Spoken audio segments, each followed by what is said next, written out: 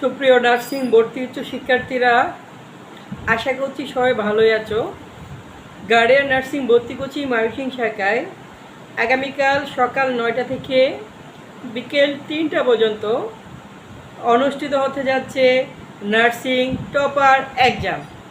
যারা এই nursing topper এক্সামে ভালো করতে চাও, তোমরা নিশ্চয়ই খুব ভালো করে পড়াশোনা শুরু করে দিয়েছো। আমরা ক্লাসে যা পড়িয়েছি ওইখান থেকেই ম্যাক্সিমাম কোয়েশ্চেন থাকবে, সুতরাং ক্লাস নোটসগুলো একটু ভালো করে খেয়াল করো, এগুলো ভালো করে পড়ো। তোমাদের অনেকেই বলছো যে ভাইয়া বাংলার উপরে যদি একটা অনলাইন ক্লাস নিতেন, বিশেষ করে সমাজের উপরে, তাহলে খুবই ভালো হতো, উপকৃত হতাম। তোমাদের কথা রেশ ধরেই আজকে আমি বাংলা ব্যাকরণের সবচেয়ে সহজ যে টপিক সমাস নিয়ে আলোচনা করতে যাচ্ছি।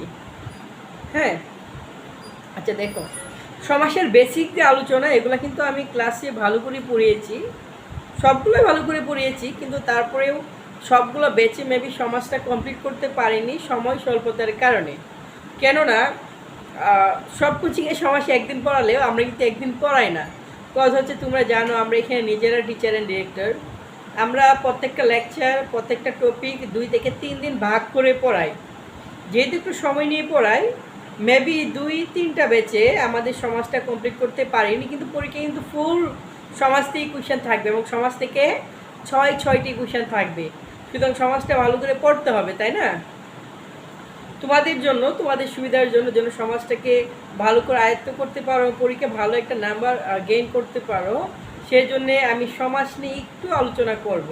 ডিটেলসে আলোচনা করার সুযোগ নেই, আমার হাতে সময় স্বল্পতা রয়েছে। আচ্ছা, যেটুকু না হলেই নয়, তোমাদের বেসিকটা আলোচনা করবো, কিন্তু আমি সরাসরি সমাজ থেকে শুরু করবো। একদম সমাজের যে ফাউন্ডেশন ক্লাস যেটা, এটা মোটামুটি সব বেশি হয়ে গিয়েছে, সুতরাং এটা বলার আর প্রয়োজন বোধ করছি না। আমরা একদম সরাসরি সমাসের প্রকারভেদ থেকেই শুরু করব। প্রথমে আমরা পড়িয়েছি দ্বন্দ্ব সমাস। দ্বন্দ্ব বলতে বর্তমান সময়ে যে মারামারি ঝগড়াঝাটি মনে করে এটা না, সব দ্বন্দ্ব শব্দের অর্থ কি? জোর বা মিলন। আমি ফাউন্ডেশন ক্লাসে কিন্তু তোমাদের খুব ভালো করে বলেছিলাম যে একটা শব্দ সমাস হইতে গেলে মিনিমাম ওইখানে কয়টা পদ থাকতে হবে? 2টা পদ। কারণ সমাস মানে কি? সংক্ষেপণ, পদের মিলন, একপদীকরণ। এখন মিলন কি একটা পদে হবে বলো? মিনিমাম কয়টা পদ থাকতে হবে? মিনিমাম 2টা পদ তো আমাদের থাকতেই হবে।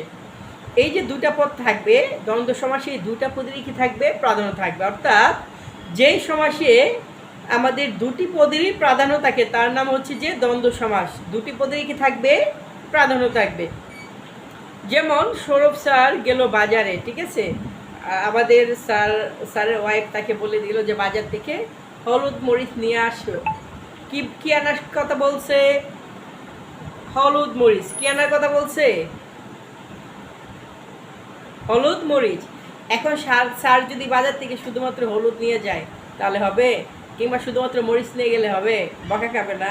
তাহলে হলুদ মরিচ বলতে আমরা কি বুঝাচ্ছি? হলুদকেও বুঝাচ্ছি, মরিচকেও বুঝাচ্ছি, ঠিক আছে? অর্থাৎ যে সমাসে 2টি পদেরই কি থাকবে? প্রাধান্য থাকবে, তাকে আমরা কি বলবো? দ্বন্দ্ব সমাস। মনে করো তুমি তোমার কোনো আত্মীয়ের বাসায় বেড়াতে গেলা, হ্যাঁ, তখন ওই আত্মীয় তোমাকে জিজ্ঞেস করলো যে আচ্ছা বাবা, তোমার কিংবা মা তোমাকে যাই বলে সম্বোধন করুক না কেন, বলো আচ্ছা তোমার বাড়িতে তোমার মা বাবা কেমন আছে? হ্যাঁ, বলো তোমার মা বাবা কেমন আছে? তখন তুমি রিপ্লাই করলা মা ভালো আছে। তখন ওই লোক ভাববে ওর বাবার সাথে নিশ্চিত ঝামেলা আছে, নাহলে বাবার কথা বললো না কেন। ও মা বাবা বলতে মাকে বুঝি, বাবাকে বুঝি। কিংবা তুমি শুধু বললা যে বাবা ভালো আছে, তাহলে ভাববে মার সাথে ঝামেলা আছে, ঠিক আছে? অর্থাৎ মা বাবা বলতে আমরা মাকে বুঝাই, বাবাকেও বুঝাই। এইটাই বলছি, যে সমাসে 2টি পদেরই কি থাকবে? প্রাধান্য থাকবে, তাকে কি বলবো? দ্বন্দ্ব সমাস। যেমন আমি তোমাকে ক্লাসে পড়াচ্ছি, ঠিক আছে, পড়ানো এক সময় বলো ভাই তুমি খাতা কলম নিয়ে আসো, তখন কি তুমি শুধু খাতা নিয়ে যাবা না কলম নিয়ে যাবা? 2টাকে নিয়ে আসতে হবে না? খাতা কলম বলতে আমরা খাতাকে বুঝি, কলমকে বুঝি। অর্থাৎ কয়টা পদের প্রাধান্য পাচ্ছে? 2টাই। অর্থাৎ যে সমাসে 2টি পদেরই প্রাধান্য থাকবে তার নাম কি? দ্বন্দ্ব সমাস। এরকম বললাম যে জামা কাপড় না জামা প্যান্ট বললাম, হ্যাঁ, জামা প্যান্ট বলতে তুমি কি জামাকে বুঝো না প্যান্টকে বুঝো না? 2টি কি বুঝো?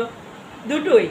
এইটাই আমি বললাম আয় ব্যয়, আয়কে বুঝি, ব্যয়কে বুঝি। এরকম থাকতে পারে জমা খরচ, জমাকে বুঝি, খরচ করাকে বুঝি, তাই না? এরকম আরও দুটো মোস্ট ইম্পর্টেন্ট দ্বন্দ্ব সমাস রয়েছে। যেমন প্রথমত আছে আমাদের আমি বললাম ওহি নকুল। ওহি মানে হচ্ছে যে বুঝো এই যে ওহি, এটাকে ওহি বলে, মানে কি সাপ। আর নকুল মানে কি বেজি। ওহি নকুল বলতে সাপকে বুঝি, বেজিকে বুঝি। আরেকটা মোস্ট ইম্পর্টেন্ট দ্বন্দ্ব সমাস আছে, এইটার নাম হচ্ছে যে আমার দাও কুমড়া। দাওকে বুঝি আবার কি কুমড়োকে বুঝি। অর্থাৎ যে সমাসের দুটি পদেরই প্রাধান্য থাকবে তার নাম কি দ্বন্দ্ব। দ্বন্দ্ব নিয়ে মনে কোনো দ্বন্দ্ব রাখা যাবে না। আমি যে উদাহরণগুলো বলছি, মা বাবা, মা বাবার মতো আরও থাকতে পারে, চাচা চাচি, খালা খালো, নানা নানি, কিন্তু সবগুলো একই রকম না। এরকম মা বাবা, দাও কুমড়ো, ওহিনকুল, খাতা কলম, হ্যাঁ, জমা খরচ, এইগুলো আমাদের কি সমাস? দ্বন্দ্ব সমাস। এবং সবচেয়ে মজার ব্যাপার হচ্ছে যে আমি যে উদাহরণগুলো বলতেছি, যে কোনো প্রতিযোগিতামূলক পরীক্ষা এখান থেকে আসে, এর বাইরে থেকে আসে না। দ্বন্দ্ব সমাসে কয়েকটা কমন উদাহরণ আছে, এইগুলো থেকে আসে।